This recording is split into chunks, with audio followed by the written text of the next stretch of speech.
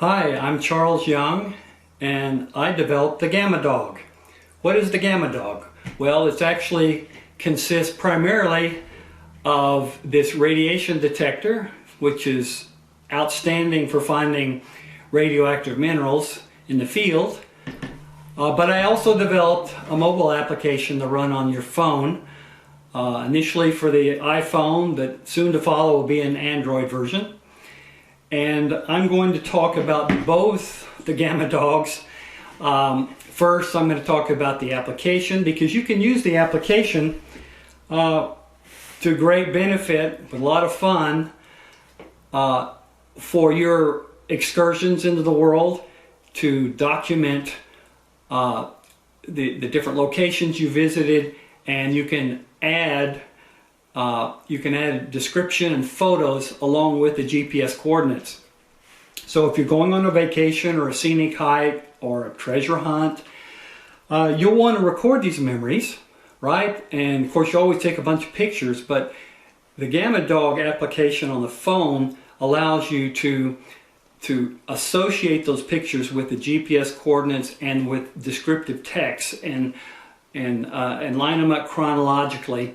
That can then be mapped. You can actually export these to a map and share those with friends. So it's a lot more than just a bunch of pictures. So I'm going to talk about the app first, and then we'll move on to show how the app works with the radiation detector. So when we start up the app for the first time, it will come up, and the first thing it'll do is ask you for permission to access the Bluetooth. Now, if you don't have a gDog, you don't really need to say allow this, but because we're going to be demonstrating with the gDog radiation detector, we're going to go ahead and say OK. And then it's going to ask you whether you plan to use the application with the gDog, and we're going to say OK. And yes, and now rather than connect to the gDog initially, we're going to go straight to our waypoints using this button down here in the lower right. So it's going to first come up and in a very friendly fashion give you an introduction to all the features on this page, and you can scroll through that and read it, and then you can say OK. And we're presented with a blank page pretty much because we don't have any waypoints yet.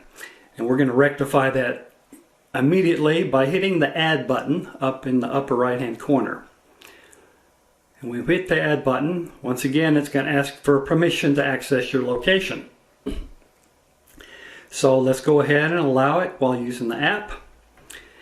And it immediately goes to the edit waypoint page, which is where you can add a title, and let's say our first waypoint. Okay, we can add a description. This is great fun. All right, now the last thing you want to do is add a picture. So I'll go ahead and use the camera, and once again it's going to ask for permission the very first time. So we'll say OK and allow access to all photos, and then I'm just going to take a picture of my studio setup here.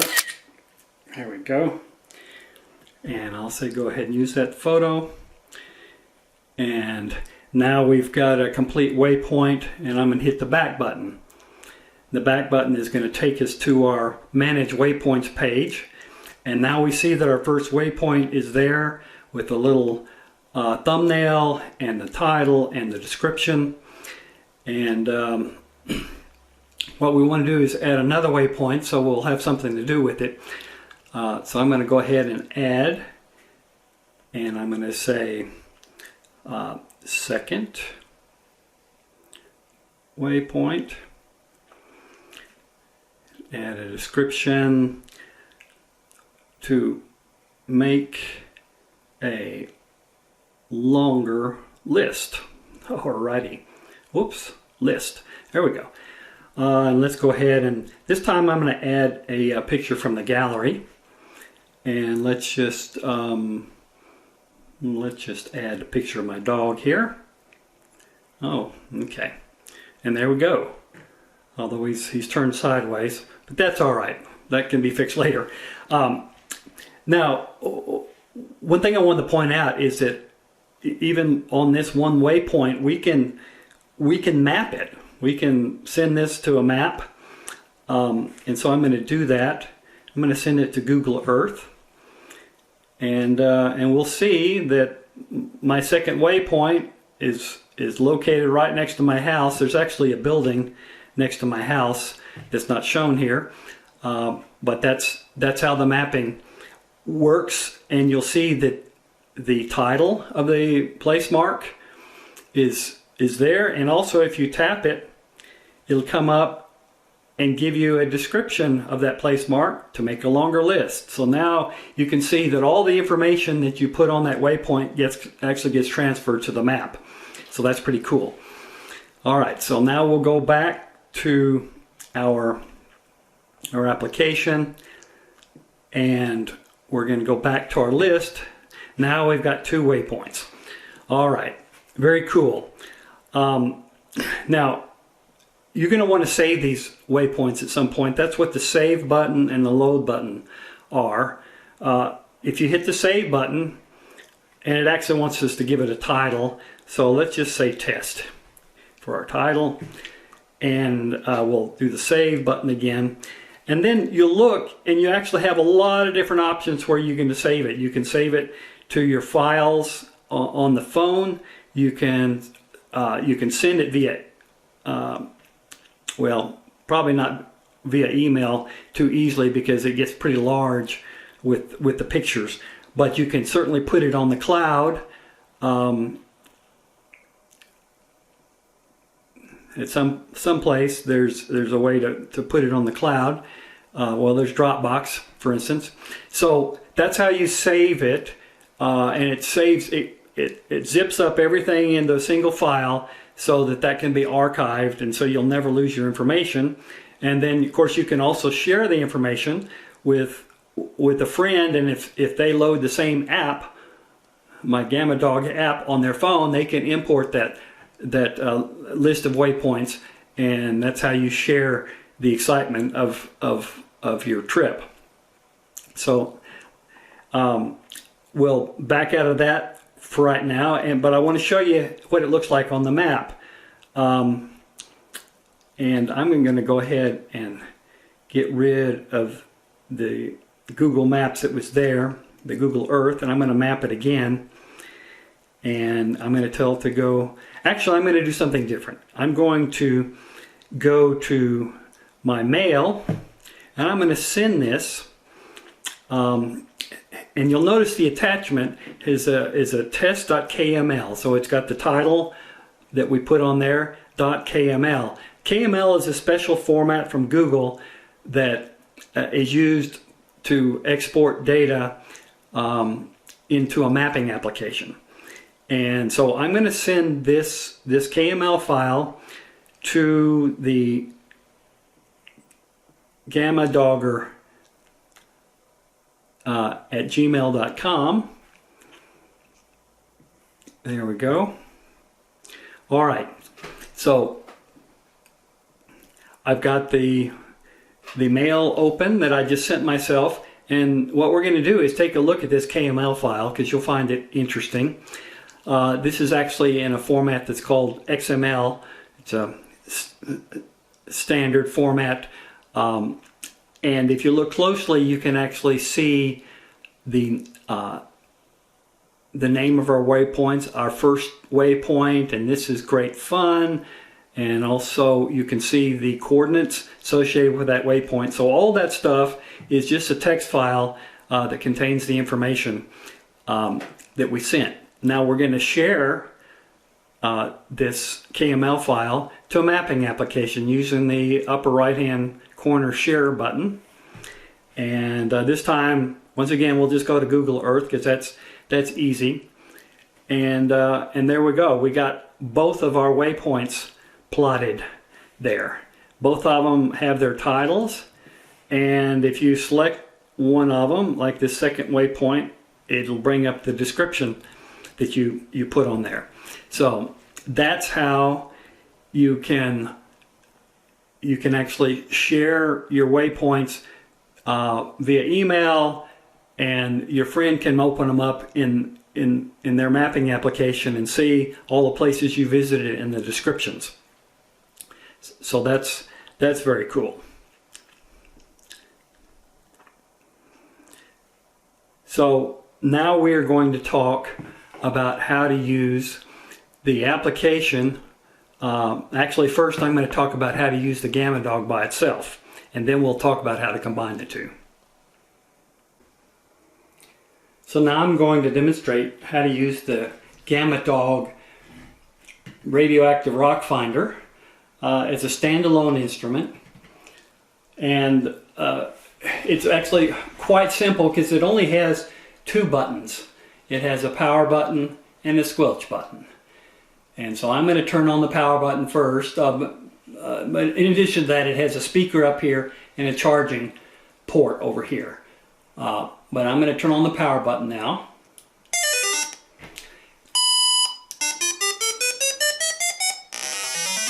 So there's a series of beeps, and there's actually a short beep in the middle that tells you that I have plenty of battery. It's at least 75%. And then you just heard another really short beep. That was it setting the squelch.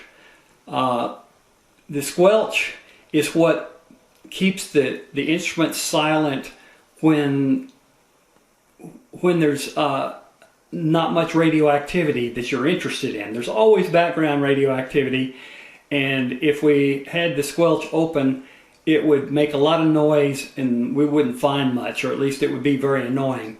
And so it sets the squelch after 10 seconds based upon the ambient background radiation. So once again, the squelch is, if the radiation goes above the squelch level, we'll actually hear a noise like that. That's what I call a growl. The dog is growling at you because occasionally you'll get a transient radiation hit that'll cause it to go above the squelch, but as long as it stays below the squelch, then we don't hear anything. All right.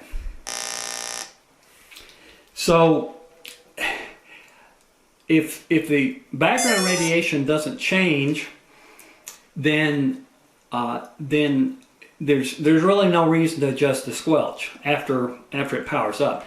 But in reality, most of the time, the background radiation is changing as you're searching an area that has radioactive specimens, and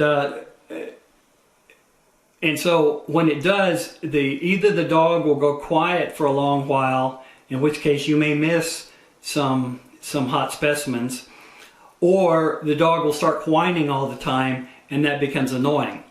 Now, before I move on, I want to point out that the last time it gave a little series of tones, the dog was actually going to sleep because we haven't been doing anything with it, and it goes to sleep after 1 minute, and that saves a lifetime on the photomultiplier tube, because it keeps it from being powered up all the time.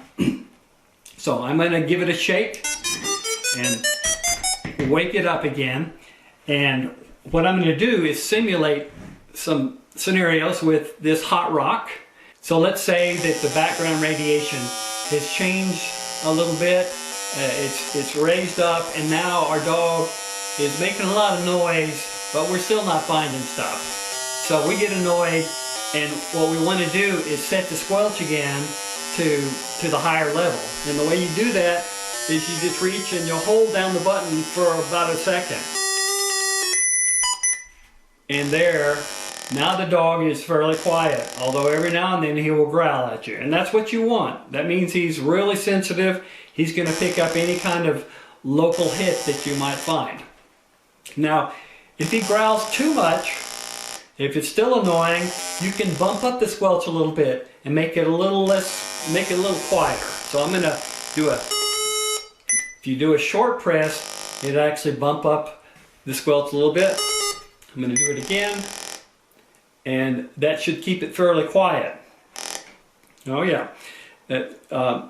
So there's one other mode for the squelch button, and that's what I call the auto squelch. And the auto squelch is when you're moving around a lot and you're constantly having to adjust the squelch because the background is changing. Well, the gDog will automatically adjust the squelch to keep him sensitive without being annoying.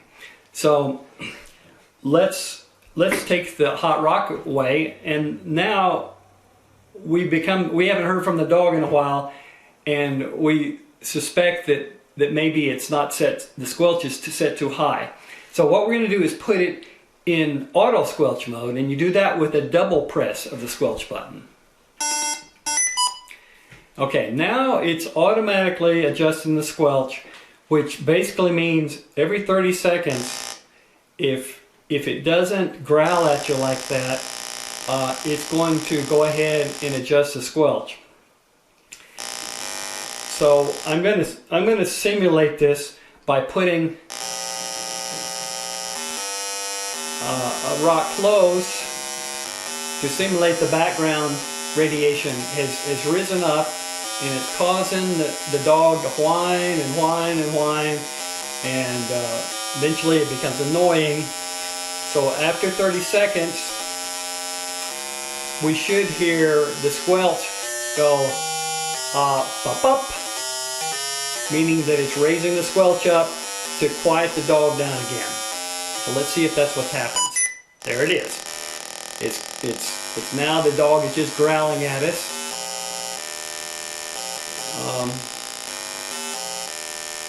And even when it's on auto squelch mode, you can go ahead and adjust it manually. So I'll bump it up. There we go. I bumped it up to make it quieter. Okay, so that's what happens when the background level goes up too high. If we move this hot rock away from it altogether, then eventually it's going to realize that the background has gone down, and now it's time to lower the squelch so that we'll get a tone every now and then to indicate that we're set at a sensitive level. So let's see if after 30 seconds we get another adjustment of the auto squelch. There we go. So now it's growling at us again. That's good. That means we got some reassurance that we're not going to miss any hot spots. So an astute observer will notice that I don't have any kind of display or meter on my gDog radiation detector because I have a lot of experience in the field, and I found that I didn't need that to find hot specimens. I rely on the audio cues that I get from my speaker. But there are sometimes reasons for having an audio display, and some people just like to watch it, and that's where the mobile app comes in, because we're going to get a digital readout of the current counts per second of the radiation on the gDog mobile application, which has the benefit also of being stored with every waypoint that you create. It has the radiation level stored with it. And in addition to that, whenever you map your waypoints, the counts per second radiation level will be part of the title for that particular waypoint or that place mark on your map, which is very useful for seeing how radiation is dispersed over an area. Because we answered yes at the very beginning to connect to allow Bluetooth access, then we will be able to connect to the gDog, and I'm going to first turn it on. And now that it's on, we're going to hit the scan button on the app. And you will see that the gDog shows up in the list, and we just select it. There we go. And now we're brought up to our previous waypoints list. It's still there. And the one difference on this page now is if you look on the upper right hand corner next to the title button, you'll see the actual counts per second, around 320 counts per second, and the squelch is setting at 320, and that keeps the dog quiet. And if I move the hot rock closer, we'll see the count goes up. If we set our squelch, now we see that our squelch is set to match our counts per second, and so the dog goes quiet again. So let's go ahead and add a new waypoint. I'll go ahead and show you how hot this specimen gets. And we will, so I added a waypoint, and we'll see that the counts per section is actually stored as part of the waypoint. I'll add a title here, Hot Rock, and this is a big one. Oops, I don't want that. That's good enough. Okay, and let's go ahead while we're at it. We're going to add a photo of this little guy here. So there we go. You can see the nice crystal structure of this guy.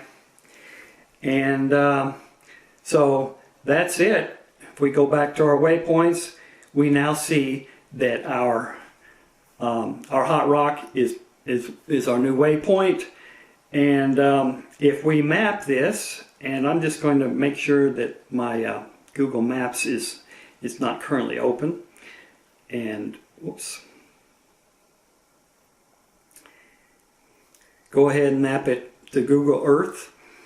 And now when we look at our map, we'll see that our hot rock is now one of the place marks on our map, and the counts per second is actually part of the title. So that'll be very useful when you've got a bunch of place marks of an area that you've been surveying, and you'll be able to sort of see how the radiation is dispersed.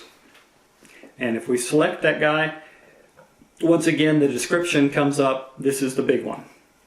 All right, so there's one other thing that I wanted to show you, and that's that if we go and select this waypoint we just added, we can see the battery level set at 86%.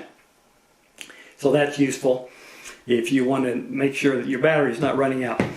So this has been an introduction to the gDog radiation detector and the mobile app that complements it so nicely. I've showed you how you can use the mobile app by itself, and how you can use the gDog by itself, and how you can use both of them together to great effect.